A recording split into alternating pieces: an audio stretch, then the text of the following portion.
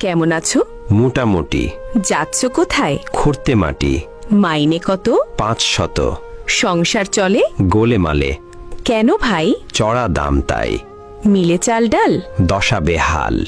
পেঁয়াজ রসুন? সবই আগুন। কি থাকে নাস্তায়? শুধু ভাত পান্তায়। সানা মাস? হঠাৎ পাঙ্গাস। মিলে না মাংস? অভাবে ধ্বংস।